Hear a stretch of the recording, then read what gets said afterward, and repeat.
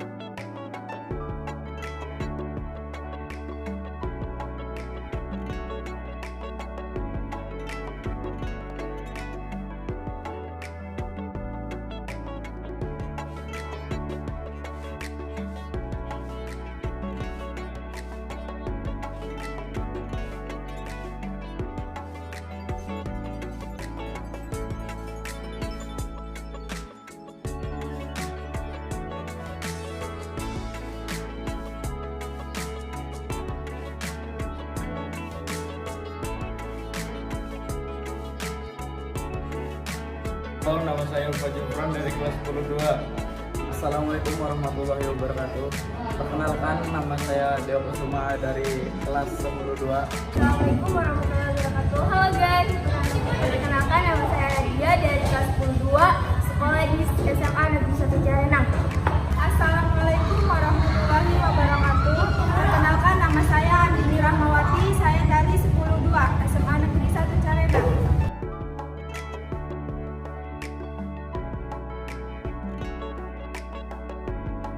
Saya sangat antusias sekali. Saya sangat senang membuat keyakinan kelas. Saya bersemangat dalam membuat keyakinan kelas. Saya sangat senang dapat menyusun keyakinan kelas bersama Pak Rudi.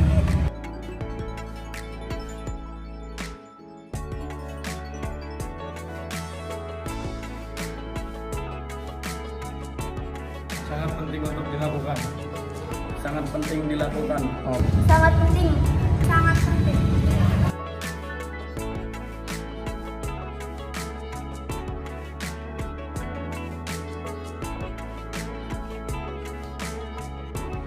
Untuk menumbuhkan rasa kedisiplinan saya dan teman-teman. Kita saling menghormati dan menghargai perasaan orang lain. Membuat saya menjadi pribadi yang lebih baik. Oke, makasih guys. Dadah. Karena dapat menumbuhkan rasa tanggung jawab pada diri saya. Terima kasih. Bismillahirrahmanirrahim. Assalamualaikum warahmatullahi wabarakatuh. Ya, terima kasih atas kesempatan waktunya dari Bapak dan Ibu sekalian, sehingga kegiatan hari ini ada destinasi penyebaran pemahaman dan penerapan budaya di SMA Negeri 1 Cirenang ini dapat dilaksanakan. Ya, sebelumnya mungkin izin kami, yaitu saya Ruby Novian adalah calon guru penggerak angkatan 9 yang insya Allah akan memaparkan bagaimana budaya positif ini dapat diterapkan di SMA Negeri 1 Cirenang. Nah, puji syukur kehadirat Allah SWT karena pada hari ini kita diberikan nikmat sehat dan nikmat iman, sehingga acara ini dapat berlangsung hingga selesai nanti dan tanpa ada halangan suatu apapun. Tak lupa sholawat serta salam tercurahkan kepada baginda Nabi besar Muhammad Sallallahu Alaihi Wasallam yang senantiasa sebagai pemimpin kita di akhirat nanti. Ya, Bapak Ibu yang saya hormati di sini terima kasih sekali kepada Bapak Kepala Sekolah yaitu Bapak Dr. Andes Joko Purnomo yang mana kami berdua diberikan support yang sangat luar biasa sehingga pada kegiatan hari ini saya dan Bu Sacha bisa menyampaikan destinasi ini. Ya, untuk lebih ininya mungkin bisa disampaikan ke Bu Caca, silakan. Baiklah Bapak Ibu, terima kasih untuk Bapak dan Ibu Dewan Guru yang sudah hadir hari ini menyaksikan kita untuk memaparkan tentang penyebaran pemahaman dan penerapan budaya positif. Sebelum kita lanjut, kita main yel-yel. Kita main yel-yel dulu ya Bapak Ibu. Biar lebih semangat ya Bapak Ibu ya. Sudah siap belum Bapak Ibu? Kalau saat kami bilang SMA Negeri 1 Carenang, Bapak Ibu udah tahu ya jawabannya? Sudah tahu? Belum. Baik. Ketika nanti kami menyatakan SMA Negeri 1 Carenang, jawaban Bapak Ibu adalah disiplin tanpa durasi, pendapat dalam prestasi. Ya, bisa kita coba dulu ya. Coba dulu. SMA Negeri 1 Carenang.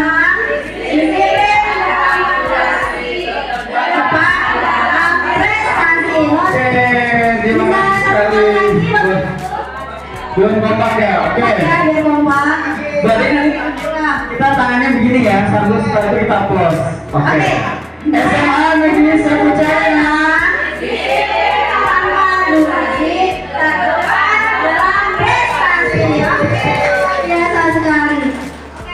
Baiklah Bapak Ibu, kita mulai. Ya.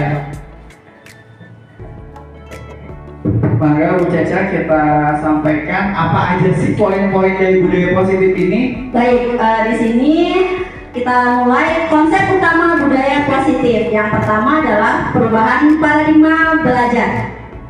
Yang kedua ada motivasi perilaku manusia. Kemudian yang ketiga ada disiplin positif. Yang keempat ada keyakinan kelas. Kemudian yang kelima ada posisi kontrol restitusi. Dan yang terakhir ada kebutuhan dasar manusia. Nah, semua ini adalah berkaitan dan semua ini adalah bagian dari disiplin positif. Oleh sebab itu, disiplin positif berada di tengah-tengah di antara 6 kegiatan lainnya. Jadi semuanya tidak ada yang mendominasi, tapi melainkan saling keterkaitannya ada seperti itu ya. Betul sekali. Dan yang di sini yang paling terakhir itu ada segitiga restitusi. Gitu. Oke, baiklah di sini Bapak Ibu. Kita lanjut. Pemaparan yang pertama yaitu terkait pembelajaran dengan paradigma baru. Di sini pembelajaran dengan paradigma baru di sini adalah dirancang berdasarkan prinsip pembelajaran yang terdiferensiasi sehingga setiap peserta didik atau siswa belajar sesuai dengan kebutuhan dari tahap perkembangan untuk mewujudkan profil pelajar Pancasila yang memang sudah diterapkan di sekolah kita di SMA Negeri 1 Carenang. Berikutnya di sini adalah mengubah paradigma stimulus respon ke pendekatan teori. Selanjutnya di sini yang pertama adalah realitas kebutuhan kita sama. Nah, di sini berdasarkan teori kontrol adalah realitas kebutuhan kita itu berbeda. Siswa itu memiliki karakter yang berbeda, sifat yang berbeda, istilahnya kelakuan yang berbeda juga. Jadi kita tidak bisa menyamakan persepsi bahwa semua siswa itu sama begitu. Kemudian yang kedua, semua orang melihat hal yang sama dilihat dari respon. Nah, dilihat dari teori kontrolnya adalah setiap orang memiliki gambaran yang berbeda-beda. Gitu. Kemudian kita mencoba mengubah yang agar berpandangan asalnya sama dengan kita. Kalau menurut teori kontrol di sini adalah kita berusaha memahami pandangan orang lain itu tentang dunia. Kemudian yang selanjutnya perilaku buruk dilihat sebagai suatu kesalahan. Nah, kalau teori kontrolnya semua perilaku memiliki tujuan. Selanjutnya di sini orang lain bisa mengontrol saya. Di teori kontrol hanya Anda yang bisa mengontrol diri Anda. Jadi bukan kita yang mengontrol peserta didik, melainkan peserta didik itu juga yang memang berhak untuk mengontrol dirinya sendiri begitu. Jadi kita itu tidak bisa menghakimi peserta didik dengan hukuman-hukuman yang kita sudah buat. Kemudian selanjutnya saya bisa mengontrol orang lain. Padahal di sini teori kontrolnya adalah Anda tidak bisa mengontrol orang lain, begitu. Kemudian yang selanjutnya, pemaksaan ada pada saat bujukan gagal. Nah, berdasarkan teori kontrol, yaitu kolaborasi dan konsensus menciptakan pilihan-pilihan yang baru. Dan yang terakhir, model berpikir menang atau kalah. Padahal kontrol di sini adalah model berpikirnya menang, bukan menang atau kalah. Selanjutnya di sini adalah kita bahas tentang disiplin positif. Nah, dalam budaya kita, makna kata disiplin dimaknai menjadi sesuatu yang dilakukan seseorang pada orang lain untuk mendapatkan kepatuhan. Kita cenderung menghubungkan kata disiplin dengan ketidaknyamanan. Jadi kayak peraturan-peraturan sekolah yang membuat siswa atau peserta didik itu tidak nyaman. Nah, selanjutnya di sini adalah sebagai pendidik, kita itu tujuannya adalah menciptakan peserta didik atau anak-anak yang memiliki disiplin diri sehingga mereka bisa berperilaku dengan mengacu pada nilai-nilai kebajikan universal seperti nilai kasih sayang, kesenangan, kebebasan, begitu, dan memiliki motivasi intrinsik bukan motivasi ekstrinsik. Tahu bahwa motivasi intrinsik itu adalah motivasi yang memang berasal dari dalam dirinya, bukan memang motivasi yang terdapat atau istilahnya terdapat dari luar lingkungan. Padahal dari dalam dirinya sudah terdapat motivasi, begitu. Selanjutnya di sini adalah sampai sini mungkin paham? Paham? Oke. Selanjutnya di sini ada 4 teori terkait dengan disiplin positif. Bahwa yang pertama adalah motivasi perilaku manusia, kemudian ada hukum, kemudian ada konsekuensi, dan yang terakhir ada restitusi. Nah, yang pertama yang saya akan bahas adalah motivasi perilaku manusia. Motivasi perilaku manusia ini yang pertama untuk menghindari ketidaknyamanan atau hukuman. Kemudian yang kedua untuk mendapatkan imbalan atau penghargaan dari orang lain, begitu. Dan yang terakhir di sini adalah untuk menjadi orang yang mereka inginkan dan menghargai diri sendiri dengan nilai-nilai yang mereka percaya, begitu. Itu untuk motivasi perilaku manusia. Kemudian selanjutnya yang kedua adalah teori hukuman. Nah, teori hukuman di sini adalah di mana tindakan tidak terencana atau secara tiba-tiba. Misalnya ketika kita di dalam kelas ada siswa yang memang tidak mengerjakan tugas. Tiba-tiba kita berbicara pada siswa tersebut, kamu tidak mengerjakan tugas, silakan lari ke lapangan. Begitu, itu hukuman yang timbul secara tiba-tiba. Atau silakan berdiri di depan kelas. Nah, contohnya di sini ada Andi. Karena kamu main game, saya saat pelajaran ibu, maka jawab pertanyaan ini. Apa itu virus? Kata Andinya, tidak tahu bu, katanya. Kemudian maju ke depan kalau begitu. Itu adalah hukuman yang memang tidak terencana. Jadi secara tiba-tiba atau spontan diberikan pada pendidik atau kita sendiri, begitu. Itu untuk hukuman. Selanjutnya di sini ada konsekuensi, berbeda dengan hukuman. Kalau konsekuensi ini terencana, disepakati sesuai peraturan, peserta didik selalu tidak dibuat nyaman dengan adanya konsekuensi ini. Nah, contohnya misal, Fahmi, kenapa kamu datang terlambat? Kemudian kata Fahmi, maaf bu, saya tahu kesiangan. Kamu ingatkan kesepakatan kelas yang sudah kita sepakati? Kata Fahminya, iya bu, jika terlambat saya harus berdiri di depan kelas selama KBM pembelajaran ibu. Kan itu berarti sudah terencana, siswa tersebut tidak nyaman, begitu. Oke, itu adalah konsekuensi.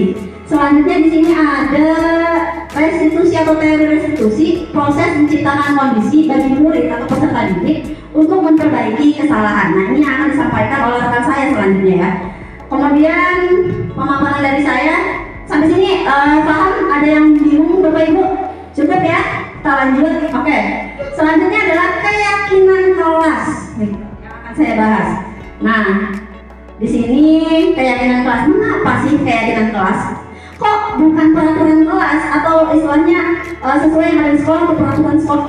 Kenapa harus bukan peraturan kelas? Nah, di sini kita lihat teori di sini. Yang pertama, statement yang biasa sering kita dengar ya. Mengapa kita memiliki peraturan harus menggunakan helm bila berkendara roda 2? Kenapa tuh? Jadi di sini coba diresapi oleh Bapak Ibu tentang makna di sini, bahwasanya kita tahu ya sejatinya sebagai pengendara motor, lebih biasanya kalau mungkin maaf ya Bu Dede atau ada Bu Ida dan juga rekan-rekan yang lain yang tinggal di Serang, Cikarang, pastinya mereka akan selalu mikir bahwasanya naik motor harus pakai helm nih. Nah, kira-kira itu apa ya? Pemikiran Betul. itu kenapa sih gitu loh? Mungkin boleh diutarakan di Oke, sini. silakan Bapak Ibu yang ada di pikiran Bapak Ibu terkait dengan statement tersebut. Kenapa Apa sih kira-kira? harus pakai helm Ya. gitu loh? Kenapa? Ayo, silakan. Oke. Iin. Bu Iin gimana? Biar aman. Biar aman. Safety. Oke, mungkin ada jawaban Ada lagi. lagi? Bagaimana? Takut ditilang. Betul. Ayo, biasa juga. Udah deh. Sama. Sama. Bu Iya sama juga. Takut sama polisi. Betul sekali. Nah, dalam keyakinan di sini ini harus Kenapa? Takut kepanasan. Iya betul. Oke. Kenapa gimana? Kalau kecelakaan ada perlindungan, jadi di situ muncul nilai yang kita yakini bahwa terkadang kita statement awal takut ditilang polisi, padahal sebetulnya bukan seperti itu tujuannya. Dari peraturan itulah kata-kata yang salah. Seharusnya dari keyakinan kita yang muncul adalah nilai keselamatannya, bukan nilai positifnya gitu. Contohnya tadi mungkin katanya takut ditilang, kemudian Takut ditangkap polisi gitu atau nah, itu kepanasan. adalah suatu peraturan yang mengakibatkan kita merasa tidak nyaman gitu. Padahal ketika paradigma itu diubah menjadi suatu keyakinan bahwa Keyakinan. oh iya kita menggunakan helm ini adalah untuk menjaga Menjaga keselamatan kita gitu. Iya. Betul. Kita coba ubah deh. Ya, ubah paradigma pemikiran kita, mindsetnya bahwa itu bukan untuk hal yang menakut-nakuti atau membuat kita tidak nyaman, tetapi memang itu adalah kesadaran dari kita bahwa oh iya ya, dengan pakai helm saya bisa selamat ketika ada terjadi kecelakaan gitu kan, kita bisa safety, kata Bu Iin tadi bahwa kita bisa tidak luka atau seperti apa gitu. Oke, kita lanjut ya Bapak Ibu. Yang kedua, mengapa kita memiliki peraturan harus menggunakan masker saat pandemi COVID? Ada yang bisa berpendapat di sini? Masih kita review ulang nih waktu pas COVID Ya, betul. Semua kayaknya kalau mau keluar pakai masker. Betul. Kenapa? Takut sama virus. Virus. Kenapa Pak? Bu, biar Takut kena debu. Iya, apalagi? Ada tidak terinfeksi virus. Ada lagi? Silakan Bu Widya. Takut nggak? Oh iya, Oh iya benar Pak. Iya betul. Dari ini juga kita Belanja ya. tadi sudah sangat baik sekali dipaparkan oleh Pak Tani, takut kena debu, takut kena virus, karena ada rasa takut itu kan kita pakai masker kan, padahal juga sama di undang-undang pemerintah saat itu adalah sudah mengharuskan menggunakan masker. Ya, wajib Tapi ya. kita kaitkan dengan keyakinan kita, dari keyakinan diri di sini dipaparkan dulu Siti bahwasanya dari sini nih kita menyadari, jadi nilai keyakinan itu awalnya kita sadari dulu nih, oh iya kita tadi takut ya kena virus, takut kena debu, takut kita sakit ya, Betul. takut nggak boleh Takut masuk nggak boleh ke masuk mall. mall, nggak bisa belanja nanti ya. Sebenarnya itu sudah bagian dari arah untuk menuju ke arah positif, tapi alangkah baiknya keyakinan itu diubah menjadi paradigma positif. Betul. Oh iya, kita menggunakan masker adalah gunanya adalah melindungi diri dari berbagai penyakit. Jadi adanya nilai kesehatan. Jadi hal yang pertama kan khawatir ditilang tadi, padahal di situ ada nilai keselamatan yang bernilai Betul. positif. Ada paradigma kita diarahkan ke sana. Kemudian kalau yang kedua ini terdapatnya nilai kesehatan begitu ya. Oh itu bisa diambil bahwa itulah keyakinan kita sebagai manusia dan untuk mengubah paradigma yang memang sudah lama, yang memang merasa kita itu nggak nyaman atau terancam begitu ya. Oke, kita lanjut ya Bapak Ibu. Untuk mempersingkat waktu di sini, keyakinan kelas ini memiliki peran yang lebih kuat dalam memotivasi perilaku positif tadi ya yang sudah dipaparkan Pak Ruby. Ini karena keyakinan kelas didasarkan pada nilai-nilai universal seperti keselamatan dan kesehatan tadi yang sesuai dengan statement yang pertama. Nah, yang diakui secara luas oleh semua orang tanpa memandang latar belakang budaya, agama, dan bahasa begitu. Kemudian selanjutnya di sini keyakinan kelas itu apa sih di sini? Keyakinan kelas merupakan metode untuk menimbulkan kembali disiplin positif yang didasari oleh motivasi dari dalam diri begitu. Kemudian selanjutnya adalah pembentukan keyakinan kelas seperti apa sih? Keyakinan kelas itu dibentuk begitu. Nah, yang pertama adalah keyakinan kelas ini bersifat abstrak. Jadi dia ini akurat begitu ya. Kemudian yang kedua berupa pernyataan universal atau memang asalnya itu atau berasal dari diri kita sendiri begitu, tidak berasal dari peraturan-peraturan orang lain atau pemerintah. Kemudian yang ketiga, dibuat dalam pernyataan positif. Ini kata-kata yang negatif itu dihilangkan ya, kata-kata tidak itu dihilangkan.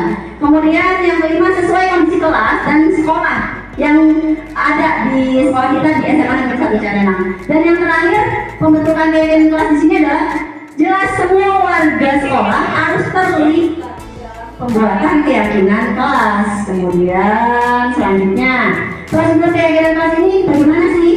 Nah, kita lihat. Yang pertama, mempersilakan warga sekolah atau murid di sekolah atau kelas untuk bersuara pendapat tentang peraturan yang perlu disepakati bersama-sama ya. Kemudian mencatat semua masukan para murid. Jadi kita kayak yang anak-anak, kira-kira apa sih yang ingin kalian ungkapkan terkait keyakinan kelas yang kalian inginkan? Begitu. Itu yang kedua. Jadi peserta didik itu mencurahkan dengan hatinya sendiri apa yang diinginkan. Kemudian yang ketiga, susunlah keyakinan kelas sesuai dengan prosedur pembentukan keyakinan sekolah, mengganti kalimat yang negatif menjadi kalimat yang positif. Begitu. Oke, dilanjut di sini. Nah, ini model-modelnya. Jadi kita pakai kertas, kemudian diberikan kepada peserta didik. Setelah itu nanti dikumpulkan dan kita akan pilih mana yang akan disesuaikan atau yang digunakan oleh kelas kita. Begitu. Selanjutnya. Nah, contoh keyakinan kelas bisa dilihat di sini. Yang pertama misalnya adalah disiplin. Kata-katanya datang tepat waktu atau menjaga ketertiban kelas. Misal di kelasnya ya. Kemudian nilainya adalah nilai ketertiban tadi. Kemudian tampak seperti datang tepat waktu. Tidak seperti yang tidak diharapkan itu datang terlambat, itu kan konotasinya negatif. Gitu. Kemudian bertanggung jawab. Contohnya mengerjakan tugas tepat waktu. Nah, ini berarti terkait dengan nilai komitmen. Kemudian mengerjakan, nah tampak seperti apa? Mengerjakan tugas tepat waktu atau mengerjakan piket begitu. Dan yang tidaknya itu apa? Terlambat mengerjakan tugas. Terlambatnya itu adalah kata-kata konotasi negatif ya Bapak Ibu atau pernyataan negatif. Nah, ada lagi kebersihan, membuang sampah pada tempatnya begitu. Nah, nilainya apa nih? Nilai kebersihan. Nah, tampak seperti apa? Membuang sampah pada tempatnya. Kalau yang tidak diharapkan misalnya adalah tidak membuang sampah, misalnya jangan membuang sampah sembarangan. Itu kan konotasi negatif. Seharusnya buanglah sampah pada tempatnya. Itu bisa dijadikan sebagai keyakinan kelas yang akan Ibu buat nanti. Selanjutnya adalah peduli. Peduli di sini memberikan pertolongan atau nilai empati, seperti memberi pertolongan tampak seperti itu. Kalau misalnya tidak memberi pertolongan atau cuek bebek sama temannya. Ketika temannya jatuh, temannya apa, belum punya kesusahan, dia ya jauh-jauh gitu ya. Kemudian menghargai yang lain. Menghargai di sini adalah menghargai pendapat orang lain. Kemudian yang nilainya adalah nilai menghargai. Kemudian selanjutnya mendengarkan saat orang lain berbicara. Nah begitu. Jadi ketika kita mengajar pun biasanya bisa ya ada yang ribut, ada yang games. Itu kan luar biasa sekali. Jadi dengan adanya keyakinan kelas, mereka bisa, oh di situ kan udah ada keyakinan yang saya buat sendiri, masa saya langgar begitu. Kemudian, yang harusnya tidak dicantumkan di kelas itu tidak atau menyela orang lain berbicara, gitu ya. Saat guru sedang menjelaskan tiba-tiba, Bu, tidak dipotong apa lain sebagainya. Kemudian di sini bagian kontrolnya seperti apa? Guru tugasnya membimbing peserta didik, memberi rasa aman pada peserta didik, jadi tidak mengancam atau tidak memberi rasa tidak nyaman. Kemudian juga menjadi contoh yang baik atau model berarti gitu kan ya. Selanjutnya siswanya juga tugasnya belajar dan menjalankan keyakinan kelas. Dan di sini guru tidak berkata kasar atau mengancam atau menyakiti peserta didik. Dengan tadi menghukum, kamu harus keliling lapangan 100 kali misalnya gitu. Atau memang kamu harus berdiri di depan kelas selama jam pelajaran ibu. Itu kan kayak menyakiti, memberikan ancaman-ancaman pada siswa. Nah yang terakhir, siswa juga tidak berkata kasar, mengancam atau membuli dengan adanya keyakinan kelas tersebut. Nah, kemudian yang terakhir dari saya di sini adalah keyakinan kelas ini contohnya bisa dilihat di sini ya Bapak Ibu. Di sini bisa membuat dengan aplikasi Canva gitu dan akan ditempel di depan kelas begitu ya. Oke, itu saja mungkin. Untuk poin berikutnya akan dipaparkan oleh rekan saya Pak Rudi Novianto terkait 5 kebutuhan dasar manusia. Silakan.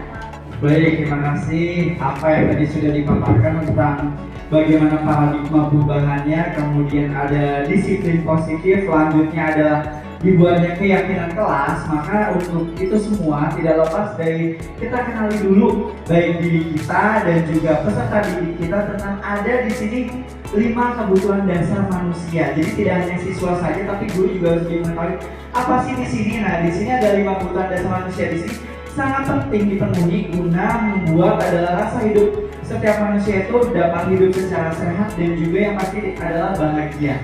Kalau yang namanya udah bahagia, saya yakin akan nyaman sekali, pikiran juga tenang. Nah, untuk itu semua ada 5 item yang harus kita ketahui dan kita coba kenali. Yang pertama ada bertahan hidup, kedua penguasaan, ketiga kebebasan, keempat rasa kasih sayang dan rasa diterima, dan yang kelima adalah kesenangan. Nah, ini selima-limanya adalah terlepas semua, jadi kita saling berkaitan dan saling, kalau semuanya ini sudah dipenuhi, insya Allah siswa kita akan bahagia dan sehat. Meskipun gurunya. Tuh, kita kenal satu-satu. Yang pertama di sini ada bertahan hidup. Dari kata bertahan hidup artinya survival. Gimana caranya kita harus bisa bertahan nih? Yang pasti kebutuhannya apa? Yang terlepas dari makan, minum, bertahan hidup di sini. Fisiologisnya. Artinya ketika mereka memang sudah terpenuhi ini, yaitu kebutuhan hidupnya atau bertahan hidupnya, insya Allah anak juga nyaman dalam belajarnya. Dan Bapak Ibu saya yakin juga ketika mengajar di kelas, ketika perut ini kenyang, dalam arti kondisi badan kita ini sudah fit, cocok, insya Allah akan nyaman juga dalam proses pembelajaran itu semua. Ya, di sini dijelaskan bahwa saya bertahan hidup merupakan kebutuhan dasar yang paling penting untuk kelangsungan hidup. Kebutuhan ini meliputi kebutuhan akan makan, minum, tempat tinggal, dan juga rasa aman. Jadi dia di kelas atau di lingkungan sekolahnya merasa nyaman dulu, rasa tentram. Kalau sudah ini berarti kebutuhan hidupnya mereka sudah dapat. Nah, contohnya di sini juga ada memiliki akses makanan dan minum yang cukup, tempat tinggal yang aman dan nyaman, dan juga merasa aman dari bahaya fisik dan emosional. Ya, kalau sebenarnya ini berkaitan sama seperti kayak pembulian, bercandaan, mungkin kadang juga kita suka memberikan joke-jokean yang sebagai rasa menghibur ya, tapi tidak sama sekali kita membahas tentang fisiknya atau kehidupan moralnya mereka. Jadi itu adalah membuat bertahan hidup mereka tidak nyaman seperti itu. Dan ini kita harus belajar itu semua karena adanya sudah ada disiplin positif. Jadi bagaimana kita menghindari kata-kata atau slogan jangan, tidak boleh, dilarang, itu kita hindarkan. Karena apa? Dengan kata itu artinya nanti akan adanya hanya motivasi ekstrinsik. Jadi hanya sementara, dia merasa yang tadi mungkin disampaikan pakai helm ya, takut ditilang, itu ekstrinsik. Bagaimana ketika mereka meyakini dengan sepenuh hati, oh iya ini keyakinan hidup saya, sehingga motivasi positifnya keluar untuk menjaga keselamatan saya, seperti itu, masker untuk menjaga kesehatan. Nah itu, jadi bertahan hidup pun ke sana. Selanjutnya ada penguasaan. Nah, penguasaan di sini dia ngerasa dia bisa, dia mampu. Nah, ini adalah bagian dari penguasaan, di mana kebutuhan dasarnya penting untuk perkembangan pribadi dan emosional. Nah, kebutuhan ini mendorong manusia untuk belajar dan tumbuh. Jadi dia pengen show off penguasaan itu. Mungkin Bapak Ibu suka melihat, oh iya, ketika saya ngajar di kelas 10 atau mungkin di kelas IPS 1 misalkan, atau Bapak Ibu di kelas 15, saya kenal si Nabila.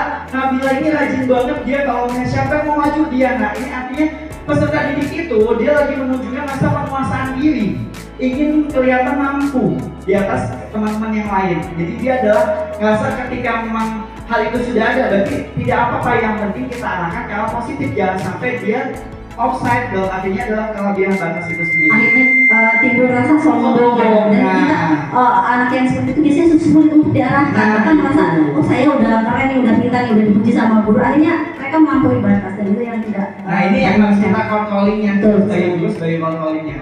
Nah, sini contohnya kan bisa kelihatan bahwa saya ini mencapai tujuan dan target. Jadi ketika mungkin Bapak Ibu memberikan asesmen pada peserta didik, dia lebih mampu, lebih unggul. Nah, ini dia berarti nilai penguasaan pada peserta didik tersebut yang menonjolnya adalah penguasaannya. Kemudian ada menyelesaikan tugas, belajar hal-hal baru, dan menjadi ahli dalam satu bidang. Misalnya dalam satu komunitas atau kelompok dia paling dominan. Nah, itu berarti nilai penguasaan pada gaya kebutuhan hidupnya dia paling tingginya di penguasaannya. Selanjutnya di sini ada kebebasan. Nah, ini biasanya lebih ke arah kinestetik, di mana kebebasan di sini kebutuhan dasarnya penting untuk perkembangan pribadi. Jadi anak ini nggak mau diem, dia jalan-jalan, saya bete nih belajar, kalau belajar cuma nulis doang, kayaknya gangguin temennya. Nah itu dia butuh kebebasan. Sebenarnya artinya berarti kita selaku guru itu memberikan controllingnya bahwasanya kita sudah belajar cara pembelajaran diferensiasi sesuai dengan kebutuhannya gitu. Kita upayakan, oh iya kita mengenali bahwasanya oh dia nilai kebutuhan dasarnya paling dominan kebebasan karena mencak sana mencak kesini gitu tuh. Jadi dia ini adalah kebebasannya, dia butuh kebebasan dan ini tidak boleh kita larang, tapi kita controlling seperti itu dengan memberikan assessment yang mungkin ya sesuai dengan kebutuhan dia itu sendiri seperti itu. Nah contoh kebutuhannya di sini kelihatan dia memiliki kebebasan berpikir dan bertindak. Mungkin dalam arti kadang suka nyeleneh ya ketika mungkin kita minta masukan kepada peserta didik, kadang kan bagaimana pendapat kalian? Nah omongnya nyeleneh ya sebenarnya itu juga dia adalah adanya kebebasan itu sendiri. Kemudian memiliki pilihan jalan hidup sendiri dan memiliki kebebasan dalam mengekspresikan diri itu. Jadi kadang yang gangguin temennya jadinya dampak negatifnya tuh ya. Nah itu yang harus kita kontrol. Selanjutnya di sini yang keempat ada rasa kasih sayang dan rasa diterima. Ini sebenarnya lebih sweet, anaknya lebih mellow. Jadi kalau misalnya dinilai kebutuhan dasarnya ini anaknya rasa sayang dan rasa diterima, dia tuh anaknya anak baperan. Dia tuh bisa care banget sama gurunya, sama temennya. Dan kalau dia dibaperin atau dia dicuekin, dia ini rasanya mellow sendiri. Oh berarti aku nggak diperhatiin, oh aku nggak disayang. Nah itu berarti nilai kasih sayang dan rasa diterimanya ini yang menonjol ke dianya. Dan ini kita berikan apresiasi dengan yaitu tadi kita berikan perhatian. Karena dengan memberikan perhatian artinya dia akan memiliki motivasi positif itu sendiri. Di sini diketahui bahwa saya kebutuhan kasih sayang dan rasa diterima dapat dipenuhi dengan cara yang memiliki hubungan yang dekat dengan keluarga atau teman, kemudian merasa dicintai dan dihargai oleh orang lain, merasa menjadi bagian dari suatu kelompok. Jadi dia tuh pengennya diakuin, pengen dianggap saya ada loh dalam komunitas kalian. Jadi dia tuh kebutuhan dasarnya adalah rasa kasih sayang yang lebih dominannya seperti itu. Nah mungkin kalian ada gitu, kok pulang duluan sih saya ditinggal. Berarti dia rasa kasih sayangnya, rasa ingin diterimanya yang seperti itu. Kalau sekarang mah kayak baperan ya, jadi benar-benar Nah itu betul banget ya Bu Siti ya. Kita lanjut yang terakhir yaitu ada kesenangan. Nah ini kesenangan di sini suatu kebutuhan dasar yang penting untuk kesehatan mental dan emosional. Kemudian ini mendorong manusia untuk meningkatkan hidup dan menjalani dengan sepenuh makna. Jadi dia ini juga hampir sama dengan kasih sayang dan rasa diterima. Dia ini lebih hal-halnya positif. Dia tuh punya kesenangan-kesenangan yang berbeda seperti itu. Nah di sini kelihatan mulai dari melakukan hal yang menyenangkan, menghabiskan waktu orang-orang yang terkasih. Jadi sama dia bareng-bareng sama temennya gitu, atau enggak biasanya dia pengen sama gurunya. Jadi dia punya kesenangan-kesenangan sendiri seperti itu. Nah dari kelima ini saya punya sedikit kita sama-sama menentukan. Jadi saya punya 4 topik di sini di mana kita mainkan TK dulu ya, biasanya karena yang seperti ini biasanya kita kenalnya lebih kelihatan mencoloknya adalah aktivitas atau perilaku di masa taman kanak-kanak. Bimo, seorang anak TKB, selalu berlari keluar kelas menuju jalan raya di depan sekolahnya yang ramai dan penuh dengan tingkah laku.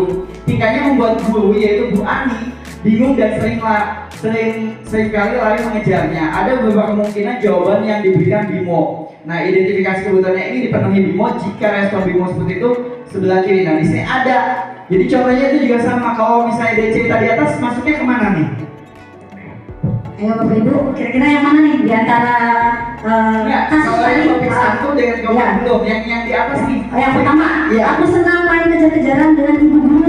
Seru katanya. Itu masuknya ke mana nih poin-poin kontrol apa? Ya. Ya, tingkahnya udah guru ini Bu Ani bingung dan sekali mengejarnya. Kira-kira yang mana Bapak Ibu? Kalau aku senang main kejar-kejaran dengan ibu guru. Iya, betul sekali jawaban Bu dia kesenangan karena dia ada keinginannya, dia tuh pengennya dikejar sama gurunya, makanya dia buat kesenangannya saya harus lari gitu. Ya, berbeda dengan nilai positif yang kasih sayang dan rasa diterima. Kalau itu lebih ke dia feedbacknya, menyayangi. Kalau ini kan dia pengen cari perhatian bagaimana caranya supaya dikejar sama Bu Ani, makanya dia juga senang lari-lari, sengaja lari-larian. Nah itu adalah bentuk bahwasanya dia kebutuhan dasar manusianya adalah kesenangan. Nah, ada 4 topik lagi. Yang pertama ini boleh Bapak Ibu coba sambil ditulis mungkin ya. Ada 4 topik di sini. Yang pertama, aku senang main kejar-kejaran dengan ibu guru. Seru loh, kata dia gitu. Tuh jadi kategorinya apa? Di sana sudah ada pilihannya, ada penguasaan, kasih sayang dan rasa diterima, bertahan hidup, kebebasan, dan kesenangan. Tinggal dicocokkan aja ya Pak ya. Kemudian ibu kejar aku karena ibu guru sayang aku. Itu yang poin yang mana begitu kan? Kemudian ada lagi, aku hebat kan bisa bikin ibu guru kejar aku. Tuh, ada lagi. Kemudian aku bosan belajar mewarnai terus di kelas. Nah ini adalah bentuk-bentuk peluang kepuasan apa kebutuhan dasar si Bimo ini ada 4. Nah 4 ini kategorinya kemana? Dalam penguasaan, kasih sayang dan rasa terima, bertahan hidup, dan kebebasan, kesenangan. Boleh ibu cek. Oh yang nomor 1 masuk kategorinya apa? Oke, mungkin bisa langsung mungkin ya Pak.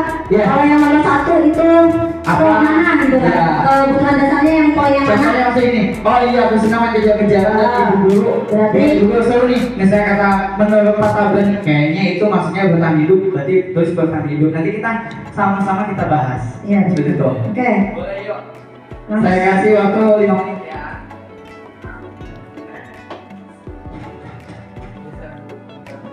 Biar kelihatan. Ayo kita sama-sama menganalisis dan mengenali, karena kita sebagai guru harus bisa kontrol. Bagaimana Bu Widya, sudah selesai? Sudah Bu? Pak Raffi sudah? Ayo mulai dari yang lain mungkin. Sudah, oh bentar lagi, silakan Pak Haji mungkin. Sudah? Oke, kita cek sama-sama. Kalau aku senang main kejar-kejaran dengan ibu guru, seluruh kakak apa nih? Kira yang mana? Ya? Kesenangan. Oke. Ada yang lain? Ini mungkin berbeda. Enggak. Ya, sama ya. Aku kejar. Ibu kejar aku karena aku Sayang karena aku. ibu sayang aku. Ini kemana nih? Kasih sayang. Ya, diterima. Aku hebat dan bu bisa bikin ibu guru kejar aku. Ini apa nih? Penguasaan. Penguasaan. Aku bosan belajar mewarnai itu di kelas. Oh, ada cek hasilnya. Oke. Oke. Luar biasa. Oke. Ya, itu adalah bagian bagaimana kita menentukan bahwasanya oh iya peserta didik kan memang guru SMA 1 Jakarta. Emang satu di best ya. Berarti Bapak dan Ibu guru telah mengenali bagaimana 5 kebutuhan dasar hidup pada peserta didik kita. Jadi kita tidak semena-mena langsung oh iya kita punishment atau kita eksekusi dengan hukuman, tapi kita cek dulu oh iya anak ini berarti butuhnya apa sih gitu. Oke, sampai di sini berarti saya next dulu ya ke materi. Berarti selanjutnya di sini ada 5 posisi kontrol guru. Nah, setelah tadi kita mengetahui 5 kebutuhan peserta didik, pastinya kita juga bisa memposisikan oh iya. Sekarang nih sebelum mungkin ada guru yang mungkin kerjaannya kalau misalnya nggak sesuai dengan perintahnya, kamu saya hukum lari 3 lapangan. Ada yang mungkin Bu Ida yang kenapa tengah gitu. Oh iya Din, ya sudah nggak apa-apa, kamu duduk aja. Nanti tuh ada bagian-bagian kategorinya. Apa mungkin ada biasanya Bu Iin tuh ya, nggak kasihan sama ibu. Ibu udah capek-capek dari Serang bela-belain kesini buat ngajar kamu, tapi kamu kelayapan aja. Punya mata lembut ya. Itu nanti kategorinya kena Mana ada bagian-bagiannya di sini. ada bagian-bagiannya. Dan juga ada yang bagian oh iya. Si itu tuh hobinya pelan aja, iya ya.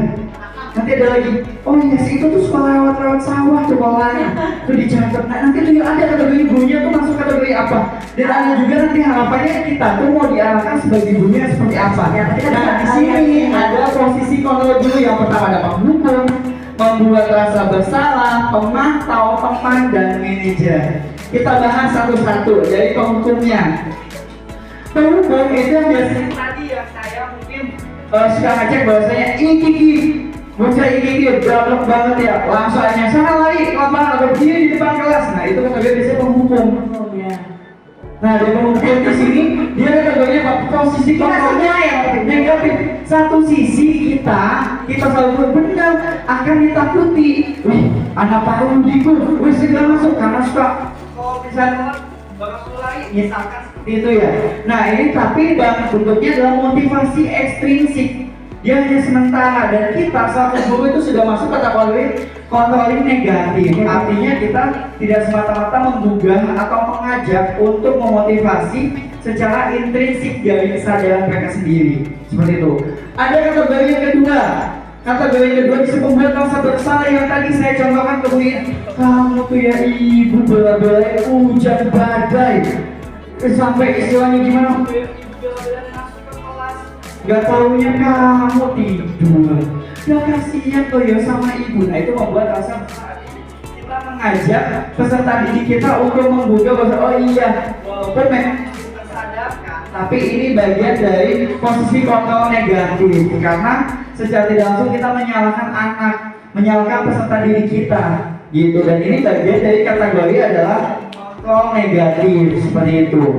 Ada selanjutnya yaitu di sini pemantau yang tadi saya izin ya, mohon izin ya, Pak Haji Mimin. Biasanya Pak Haji Mimin selalu pikir di foto cepet Ngawasi ya. foto ini cepet tuh, ada lagi ini kelas masih kosong cepet tuh. Nah itu sebagai pemantau ini sudah sangat baik sekali karena bagiannya eksekusinya adalah dia konsekuensi, jadi lebih ke bagaimana dia melanggar berkaitan sama aturan yang ada. Pemantau dan di sini sudah masuk kontrol yang positif, ya, ini sudah bagus sekali, sudah aman. Nah, ada lagi satu lagi, ini yang biasanya udah gak apa-apa, udah selesai gak selesai, nanti kasih waktu lagi lebih panjang atau bapak kasih waktu lebih panjang, gak apa-apa, kamu sejatinya siswa yang baik kok, bapak yakin. Nah, itu sudah bagus tuh ngasih motivasinya. Tapi jatuhnya peserta didik menganggapnya kita friend, best friend. Wih pak, apa? Bisa kan gitu kan? Itu rasa saudara, udah rasa teman. Ini juga kategorinya sudah kontrol positif, sudah baik sekali. Tapi diharapkannya untuk kita belajar tentang penerapan budaya positif di sini, harapannya kita masuk ke yang kelima, yaitu bagaimana kita menjadi seorang manajer. Bukan berarti kita menjadi headmaster atau kepala sekolah, bukan. Tapi bagaimana kita selaku bapak dan ibu guru sekalian di sini mampu mengendalikan peserta didik setelah tadi yang pertama tadi sudah ada keyakinan, kemudian ada yang tadi saya sampaikan disiplin positif tentang kebutuhan dasar manusia. Dan lagi kita sudah mengetahui kebutuhan dasar manusia itu sendiri, yaitu peserta didik kita. Harapannya kita sebagai manajer, apa sih manajer di sini? Dia adalah posisi kontrol yang efektif, posisi yang dapat membantu peserta didik untuk mengembang dan mencapai tujuan mereka. Artinya jadi kita menuntun sesuai dengan filosofi jaga dewantara. Jadi tidak lagi yang tadi yang sudah bagus di kategori sebagai pemantau dan juga teman, ini dikolaborasikan menjadi seorang manajer. Seperti itu. Jadi kita belajar untuk bagaimana kita mendengarkan. Kan kalau teman kan mendengarkan ya, mendengarkan, menjelaskan. Oh iya. Nah selanjutnya eksekusinya adalah yaitu pemantau itu tadi berkaitan konsekuensi. Tapi kita ganti dari konsekuensi itu dalam manajer di sini adalah keyakinan kelasnya. Seperti itu. Kita kembalikan lagi kepada hal-hal yang diyakini. Keyakinan kelas kan yang tadi sudah dipaparkan sama Bu Siti Mesaro, bahwasanya adalah ada hal yang harus diyakini, itulah yang namanya keyakinan kelas. Nah, sampai di sini saya bikin main lagi Bapak Ibu guru, saya coba untuk bagaimana ya. Di sini ada 5 masalah. Jadi ini ada katakan slogan yang biasanya, oh guru ini biasanya maksudnya kategori apa nih? Bu Jadi boleh senyum-senyum. Kalau boleh berbicara jadi apa? Saya apa gitu tahu ya. Biasanya ada gini, sanksi atau konsekuensi apa yang mau kamu lakukan? Nanti ada dua yang begitu kan ya. Yang kedua, saya kecewa sekali dengan kamu Mil. Gitu. Ada biasa gitu kan yang melo-melo kan. Biasanya mungkin Bu. Adanya di rendah gitu. Bu nih biasanya. Kalau yang satu biasanya mungkin Pak Haji Mimin dan bapak-bapak lainnya biasanya. Yang ketiga ada ya sudah kali ini tidak apa-apa nanti kita bereskan. Nanti yang keempat, jika kamu meyakininya, apakah kamu bersedia memperbaikinya? Jika kamu perbaiki ini, hal ini menunjukkan apa tentang dirimu. Terus sebagai apa? Dan kelima, patuhin aturan saya atau awas. Ada awas. Ada kata-kata seperti itu. Oke, silakan Bapak Ibu, mungkin sudah selesai, sudah bisa menentukan nih dari ketika biasa menganalisis dulu. Oke, silakan. Siap, Pak. Aziz ya, monggo. Iya, silakan. Apa ya 5 ini ya? Apa Bahasa-bahasa yang biasa Bapak Ibu suka lontarkan. lontarkan ya betul. Nah itu berarti kalau sudah ada tinggal kita memposisikan, oh iya kita kalau jadi manajer berarti hal kalimat-kalimat mana yang tidak perlu kita tuangkan atau kita luangkan pada peserta Pada didik kita. ketika kita sudah memahami tentang keyakinan kelas tadi ya Bapak Ibu, silahkan peranan kira-kira yang sudah pernah dilakukan, kira-kira ini cocoknya kemana nih? Penghukum kah? Pemantau? Teman? Yuk, sudah? Sudah? Ya. Oke. Nomor 1, sanksi atau konsekuensi apa? Ini yang mana nih? Hukum. Yakin? Hukum semua. Penghukum semua? Pemantau? Oke, luar biasa. Ya. Pemantau atau penghukum ya? Nah, siap, nanti kita ada kok evaluasinya. Yang Yang kedua, kedua. saya kecewa sekali dengan kamu. Salah satu ya. Sama ya semua? Oke, ada lagi yang beda mungkin. Bu Yunita atau Bu Nita, Pak Mamat mungkin merasa bersalah sama ya, ini ada yang beda. yang ketiga, Ya. sudah kali ini tidak apa-apa. Teman? Oh teman. Oke. Jadi rasa friend ya. Ada yang beda mungkin sama semua? Oke, sama. Yang keempat, jika kamu meyakininya, apakah kamu bersedia memperbaikinya? Yang mana nih? Manajer. Manajer. Patuhi aturan saya atau awas. Wow. Kita cari siapa nih yang ini. 2, 3.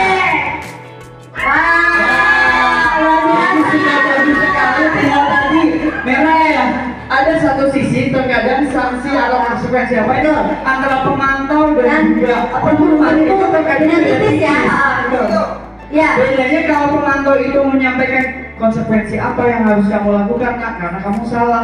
Berarti pemantau. Kalau dengan langsung gitu kan. Kamu yang melanggar aturan lari. Nah itu biasa Berarti di kelas sebenarnya sudah ada aturan, cuman karena konteksnya negatif, dia biasanya kata gue penghukum ke pemantau tuh masih ya udah, kamu kan sudah melanggar aturan ini, silakan perbaiki. Nah itu betul.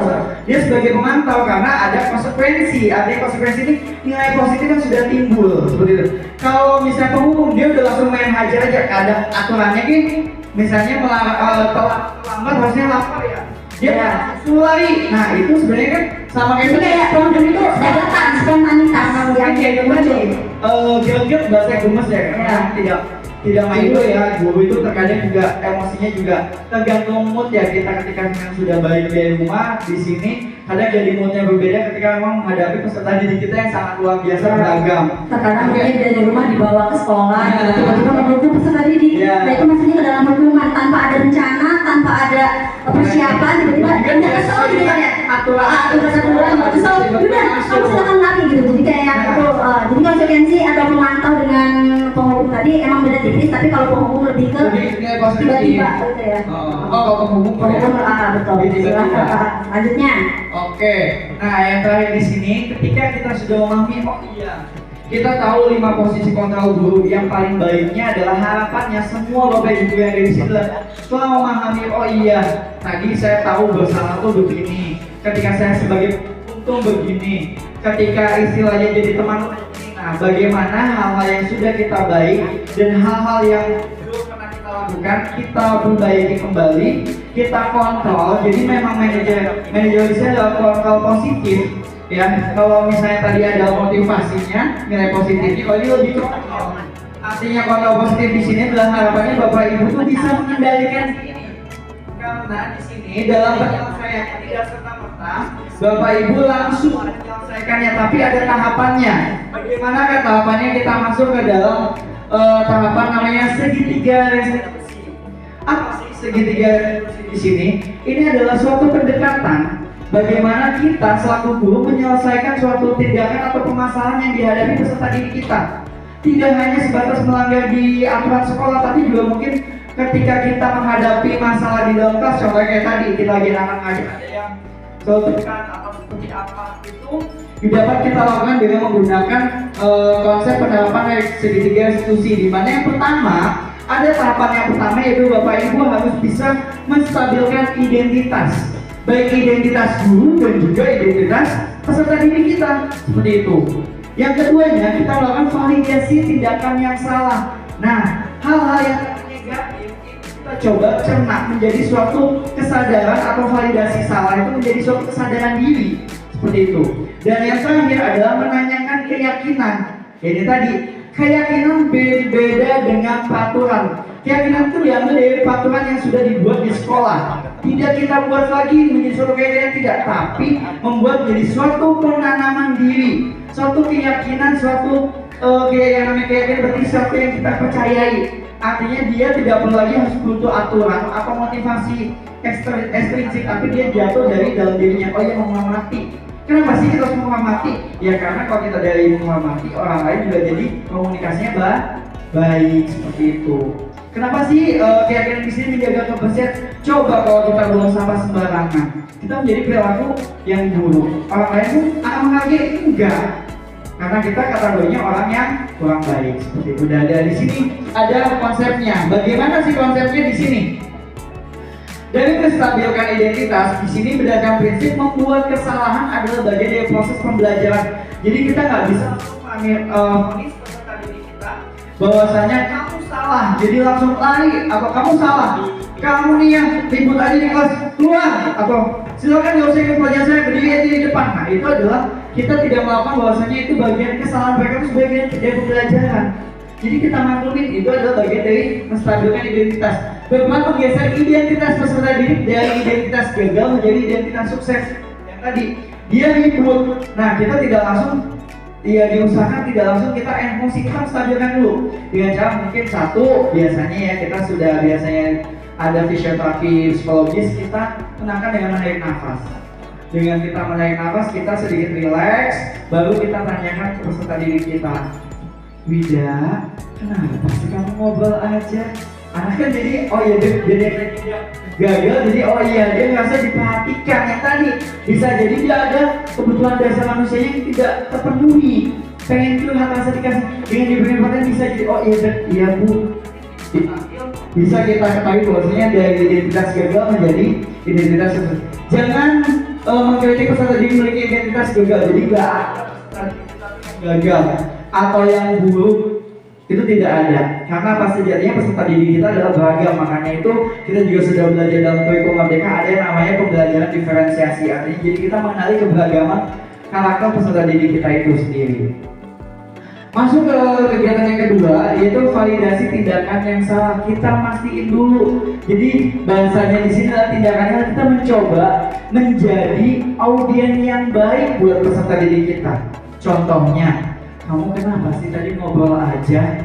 Pasti dong ketika Wida, kamu baik-baik aja? Iya pak, tadi bapaknya kamu ngobrol aja kenapa? Pasti dia curhat tuh jatuhnya tuh. Nah ini kategorinya menstabilkan identitas yang salah. Kedengaran itu katanya, kamu tadi bagus sih, memang kamu ada masalah. Bapak paham, kamu ada masalah di rumah, jadi kamu curhat kita gitu. Tapi coba seandainya kamu curhatnya 2 jam pelajaran, saya yakin selain kamu dapat solusi dari apa yang kamu hadapi, kamu juga masih dapat menerima pembelajarannya dilaksanakan. Bagian dari memvalidasi tindakan yang salah. Jadi tidak langsung serta-merta memvalidasi kamu nih ngobrol aja, coba sih dia itu nanti langsung yang bapak mah sebaik jadinya anak-anak baru dia galak, baru dia ngomong saya ditegur. Nah hal itu adalah kita mencoba menjadi pendengar yang baik pada saat di memvalidasi tindakan salah. Jadi kita dengar dulu alasannya dia kenapa melakukan hal itu adalah tindakan memvalidasi seperti itu. Dan terakhir di sini ada menanyakan keyakinan teori bahwa menyatakan bahwa pada dasarnya kita termotivasi secara intrinsik. Jadi dari kesadaran dirinya gitu. Yang kedua, secara perilaku telah divalidasi dan identitas sukses telah stabil, maka murid telah siap mengkaitkan keyakinannya dengan tindakan yang salah. Jadi pada tindakan di sini setelah yang tadi kita menstabilkan identitas, akhirnya kita menenangkan pikiran baik kita selaku guru dan juga peserta didiknya. Selanjutnya kita menanyakan alasannya, kenapa sih kamu bisa melakukan hal seperti itu? Pasti dia kan mengungkap itu bla bla bla bla bla bla bla bla bla. Kita dukung dulu, setelah kita dukung barulah kita berikan pengarahannya secara positif. Terakhir baru kita masuk ke menanyakan keyakinan kelas. Ketika peserta didik sudah membuat keyakinan kelas, bukan mematuhi peraturan tapi keyakinan diyakini di kelasnya, secara otomatis dia akan tergugah, oh iya pak, tadi saya ngobrol tuh berarti saya keyakinan kelas yang sudah saya langgar biasanya Tidak menghormati ya? Iya. Tidak menghormati siapa? Teman-teman dan juga bapak. Bapak lagi ngajar, saya malah ngobrol. Nah, di sini jadi kalau kamu sudah tahu, berarti kamu juga pasti tahu bagaimana penyelesaiannya.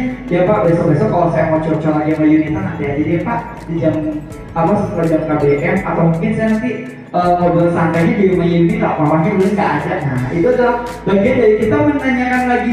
Setelah menanyakan keyakinan, kita juga mencoba mengarahkan bagaimana solusi yang ingin dia kerjakan atau dia laksanakan. Jadi kita nggak perlu, kamu harusnya gini-gini, nggak perlu. Kita tanya aja dulu, karena pasti jadinya peserta SMA biasanya sudah mengetahui bagaimana hal-hal yang baik dan hal yang buruk. Nah, setelah ini mungkin ada beberapa klipkan video. Jadi ada tampilan-tampilan bagaimana menjelaskan skenario kegiatan tentang penerapan segregasi begitu juga dengan Bu Caca. Ya, sebelum kita lanjut ya Bapak Ibu, di sini segitiga restitusi ini kan ada 3 tahapan. Yang pertama adalah menstabilkan identitas. Jadi kita menenangkan mereka dulu. Ayo kita mau kemana? Kita ruang dulu yuk. Ketika dia sedang marah-marahnya gitu ya. Jadi kita tidak memaksakan mereka. Kamu kenapa kayak gitu? Jadi anak tuh jadi kita tenangkan dulu. Ayo ke kantor sebentar. Kita tanyakan secara baik-baik.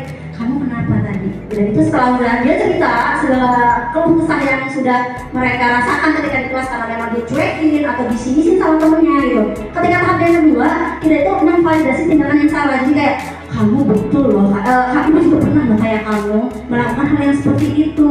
Jadi kalau misalnya kayak gitu, jadi kayak wajar kamu seperti itu. Jadi kayak masuk gitu kan kata-kata kita. Udah juga, betul. Jadi dengan hal yang positif. Akhirnya setelah udah merasa cerita semuanya diungkapkan oleh siswa tersebut, akhirnya terakhir menanyakan keyakinan. Kira-kira keyakinan kelas mana sih yang sudah kamu langgar? Atau misalnya, iya Bu maaf ya saya tidak menghargai teman saya gitu.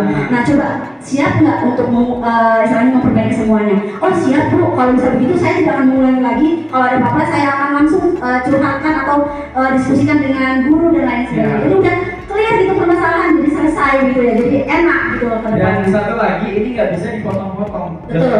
Oh iya saya mau nanya dulu, mau validasi dulu, nggak bisa. Jadi kepotong gitu ya. Nanti kalau ketika kita dapat bermasalah, peserta didik kita bermasalah, kita langsung validasi dulu. Betul. Otomatis nanti hasil validasinya tidak valid atau invalid. Kenapa?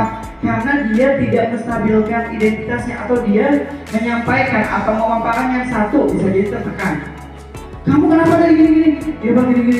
Jadi jatuhnya dia merasa terintimidasi. Oleh sebab itu jadi urutan segitiga institusi ini kita tetap step by step dari start. Identitas, validasi dengan kalian, baru kita kaitkan dengan keyakinan kelas yang telah kita sepakati atau kita buat. Seperti itu. Nah, di sini ada 2 reka adegan. Mohon maaf ya apabila masih belajar lebih bisa acting gitu ya kita. Ya di sini dimulai dari video di sini yang pertama, Wiwi Aziza selalu datang terlambat saat jam pelajaran pertama. Biasalah anak-anak suka begitu ya. Sehingga Wiwi Aziza tertinggal pelajaran. Bagaimana sih penanganan segitiga restitusinya?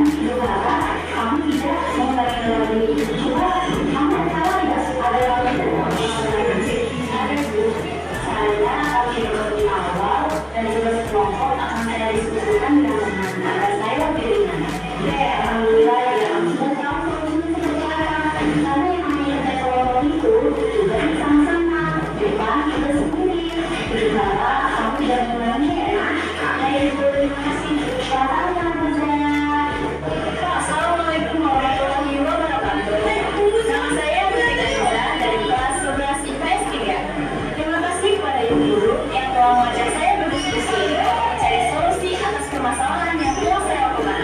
Saya berjanji agar tidak harus mengajar tugas sampai larut malam lagi, agar bisa datang ke sekolah tepat waktu dan menenangkan keyakinan kelas. Assalamualaikum warahmatullahi wabarakatuh. Jadi kalau ini dalam kelas atau ada berlangsung, jadi dia si rival ini memang tidur gitu. Kamu mungkin benar ya. Selamat pagi Rivaldi, saya dari kabar bahwasanya kamu sering tidur di kelas. Iya benar. Kalau boleh tahu berapa hari kamu tidur di kelas ya? Dalam sehari saya tidur 3 kali dan di mata pelajaran dunia saya diulangi. Astagfirullahaladzim. Saya tahu sejatinya manusia yang perlu berikhlas dan juga salah. Tapi kita juga harus sebagai manusia dapat mengubah kesalahan-kesalahan ini. Nah sekarang mari kita coba carikan solusi dari masalah yang kamu hadapi. Kamu kan sering tertidur pada saat pelajaran berlangsung. Apakah itu sudah benar menurut kamu? Tidak benar Pak. Boleh tahu kenapa masalahnya kamu sering tidur di kelas? Saya sering main game online dalam malam Pak, sehingga ya saya tertidur di atas meja Pak. Astagfirullahaladzim, itu hal yang tidak baik. Tapi dari kebahagiaan saya, kamu masih ingat apa hal yang telah kamu ambil dari kelas kita yang sudah kita buat. Boleh tahu jawab dan kepedulian. Baik, itu sudah benar sekali. Menurut kamu sekali Fahmi, apakah mereka sekarang lebih penting? Sangat penting Pak, karena tidak tanggung jawab untuk saya dalam menjalankan tugas dan kewajiban selaku pelajar dengan baik, dan juga saya dapat fokus dalam belajar serta tidak mengganggu aktivitas belajar. Nah itu sudah benar sekali. Dari rasa tanggung jawab dan kepedulian kamu sebagai pelajar, kamu akan mampu berkonsentrasi dalam setiap pembelajarannya. Dan yang pasti kamu dapat menciptakan kegiatan belajar yang kondusif. Terima kasih Pak. Tak lupa saya minta maaf atas silap saya, yaitu saya tidur dalam pelajaran langsung. Oke, saya menerima maaf kamu dan juga saya telah mengetahui bahwasanya kamu tahu bagaimana kesalahan kamu.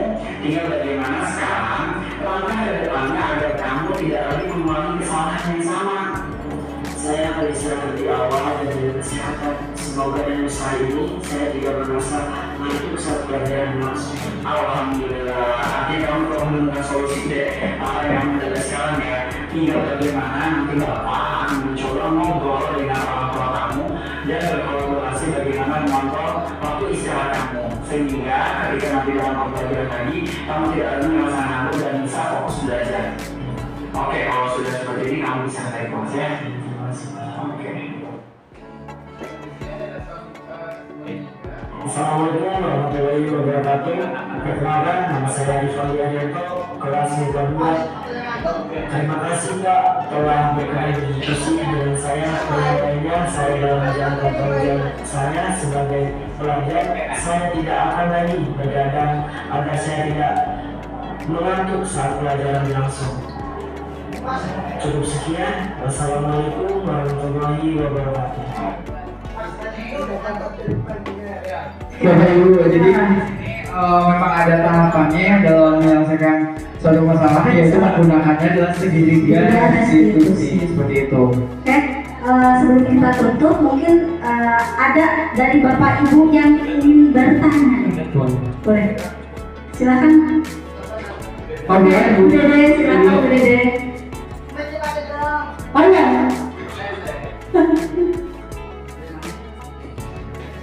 Boleh. Silakan dulu. Saat ini saya mengajar 15. Wow, keren. Bagaimana cara membuat keyakinan tersebut dan menjalankan rasa Beban. Terbebani begitu ya. Oke. Baik, mungkin langsung dijawab saja ya Pak. Oke. Ibu Dede adalah kita kan sebagai pendidik mengajar itu bahkan sampai paralel sampai 15 kelas gitu ya. Bagaimana sih cara kita untuk bisa menerapkan keyakinan kelas kita yang kita ajar? Oke, Bapak Ibu, jadi begini. Keyakinan kelas tersebut memanglah dibuat oleh pendidik, tetapi di sini alangkah baiknya pihak sekolah itu sudah memberikan amanah kepada para wali kelas untuk bisa ke kelas masing-masing ketika di awal ajaran baru itu membuat keyakinan kelas bukan peraturan kelas lagi begitu. Dan di situ yang sudah disepakati oleh peserta didiknya kira-kira apa nih anak-anak yang memang yang kalian inginkan di kelas itu seperti apa begitu. Dan untuk peserta didik yang lain kan tidak mungkin membuat keyakinan kelas lagi, buat keyakinan kelas lagi, dan anak akan bingung kalau seperti itu. Jadi saya rasa dari pihak sekolah begitu itu sudah mengamanatkan kepada tiap wali kelas agar tidak terjadi kebingungan pada peserta didik itu untuk memberikan keyakinan kelas di awal ajaran baru ketika pertemuan pertama dengan wali kelas. Mungkin begitu ya, silakan Pak, ada yang tambahkan? Mungkin ya Bu. Jadi gini, memang sedikit berbeda antara guru SMA SD dua kelas, sehingga memudahkan sekali buat kesepakatan atau keyakinan kelas yang bagaimana ketika di bangku SMA yang kita mungkin mengajarnya paralel. Jadi Bapak Ibu yang tadi sudah disampaikan Bu Siti Masyarakat sudah tepat sekali. Kita serahkan dulu kepada wali kelas. Nah dari wali kelas di sini nanti Bapak Ibu tinggal menanyakan kesepakatan kelas apa yang sudah Bapak Ibu buat, ya apa wali kelas buat. Nah itu tinggal kita menguatkan kembali selaku guru juga bahwasanya bagaimana keyakinan kelas yang sudah dibuat dapat diyakini dan dirasakan. Nanti mungkin bisa jadi tiap kelas A dengan kelas B akan berbeda dan itu kita harus bisa memakluminya. Dan satu lagi dalam keyakinan kelas tidak harus semua 44 siswa awalnya menyatakan semua, tapi nanti di sana kita sortir. Ada yang sama berarti kita buat oh ini sama nih kesepakatan jadi cukup satu sebaliknya. Berarti ada mungkin yang gini buat sampah pada tempatnya, ada juga yang menjaga kebersihan. Ini kan bagiannya sama ya, tinggal hanya yang nanti kita yakini seperti itu, dan itu satu seperti itu. Jadi nanti keyakinan kelas itu tidak harus banyak 44-nya, tapi bisa dari 44 itu kita samakan persepsinya menjadi mungkin hanya 8 atau 5 gitu keyakinan kelas yang telah disepakati di kelasnya seperti itu. Mungkin ada lagi? Ada mungkin? Oke, silakan Pak Haji. Mangga. Oke, bismillahirrahmanirrahim. Assalamualaikum warahmatullahi wabarakatuh. Dari pemaparan dari awal, materi awal itu tentang disiplin. Di semacam ini banyak berbagai macam disiplin dari segala macam dan sebagainya. Nah, kita ini sebagai guru atau pendidik yang jika ingin mencoba sistem memberikan reward ya selain yang lain, apakah bisa membuat peserta didik menjadi disiplin lebih baik atau apakah lebih efektif gitu.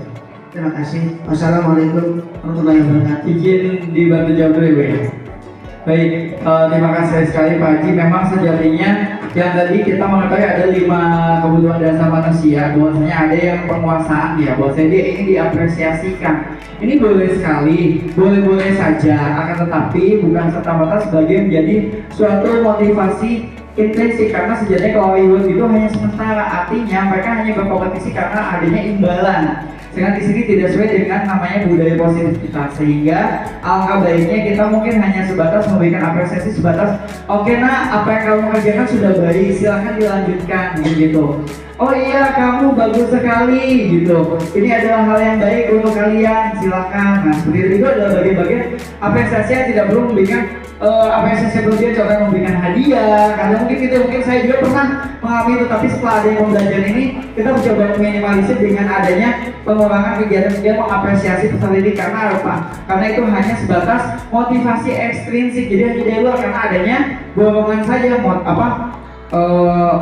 karena stimulusnya ada hadiah gitu, makanya dia mau benar nggak mungkin ada tambahan di Bu Siti. Mungkin begini ya Pak, betul soalnya apa yang disampaikan oleh Pak Rudi bahwa ketika kita memberikan reward kepada anak itu sebetulnya memang ada kontrol di situ ya sebetulnya. Nah di situ tetapi itu membuat mereka senang gitu. Oh iya saya dapat hadiah dari Pak Guru gitu kan, dan akhirnya anak tersebut ya tadi menimbulkan sifat atau istilahnya rasa senang gitu dan perasaan senang begitu. Nah sebetulnya untuk memberikan reward tadi itu sebetulnya lebih ke apa ya Pak? Ke jangka pendek aja sih, nggak ke jangka panjang. Jadi itu hanya sekedar untuk memberikan hadiah saja kalau mau, dan tidak memberikan tanggung jawab pada anaknya. Bahkan kayak ya udahlah udah dikasih hadiah ini, jadi kayak merasa beliau tuh atau anak-anak tuh kayak lebih hanya sekedar motivasi. Ya adalah motivasi ekstrinsik aja, bukan dari intrinsik gitu. Iya. Jadi nggak ada timbul motivasi intrinsik dari si anak, tapi lebih ke motivasi ekstrinsik dengan ada hadiah tadi begitu. Oke, selanjutnya mungkin satu lagi. Mungkin terakhir ya, boleh? Boleh Bu, silakan. Maka Bu Sri. Assalamualaikum warahmatullahi wabarakatuh. Baik, waalaikumsalam warahmatullahi wabarakatuh. Pertama, saya ucapkan terima kasih atas apa yang sudah dipaparkan karena sangat membuka bagi saya dalam mengelola siswa. Kemudian yang akan saya tanyakan tadi terkait dengan segitiga restitusi. Apakah segitiga restitusi ini benar-benar tepat dalam menangani permasalahan siswa? Kemudian kira-kira apakah ada penanganan jenis lain selain segitiga restitusi dalam menangani permasalahan siswa? Terima kasih. Assalamualaikum warahmatullahi wabarakatuh. Waalaikumsalam warahmatullahi wabarakatuh. Terima kasih sekali Bu Cici, ini soalnya benar-benar Berat banget nih pertanyaannya, luar biasa. sangat bagus sekali. Mungkin izin saya berlanjut. Jadi memang segitiga restitusi ini sudah bagian urutan penyelesaian untuk peserta didik kita yang mungkin bermasalah atau mengalami kendala dalam proses pembelajarannya, baik itu dari bentuk sikap dan karakter. Dan segitiga restitusi ini sudah sangat baik sekali, kalau dibilang sempurna tidak ya, sudah sangat tepat sekali. Karena apa? Dimana ketika memang kita melakukan tahapan yang pertama adalah menstabilkan identitas, artinya kita menenangkan pikiran dulu. Ini adalah suatu stimulus yang sangat baik. Karena apa? Dengan adanya penenangan diri, kita dapat mengetahui dan dapat mengendalikannya selaku kita kontroling dulunya itu sendiri. Yang kedua, kita juga satu tadi validasi tindakan yang salah. Hal yang salah di sini bukan berarti langsung kita punishment, kita judgment, tidak, tapi kita menetralkan menjadi hal yang sukses. Dari gagalnya itu kita berikan motivasi agar menjadi kegagalan yang mereka lakukan menjadi hal yang sukses.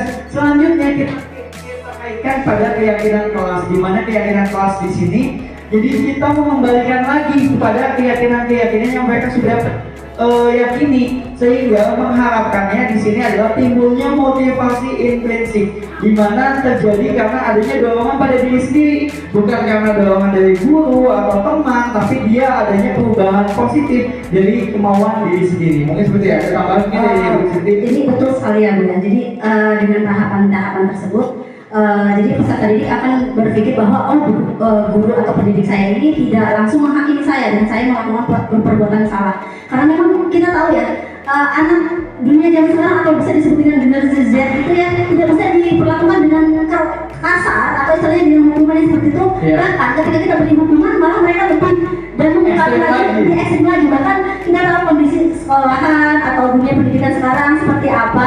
Jadi dengan segitiga restitusi tersebut, saya rasa begitu ya, atau kami rasa bahwa itu adalah sudah penanganan yang tepat untuk peserta didik di masa sekarang, karena sesuai dengan kodrat awal dan kodrat zaman dari filosofi Ki Hajar Dewantara. Mungkin begitu ya Ibu, Siti bagaimana? Oke, terima kasih. Terima kasih sekali atas kesempatan dari Bapak dan Ibu sekalian.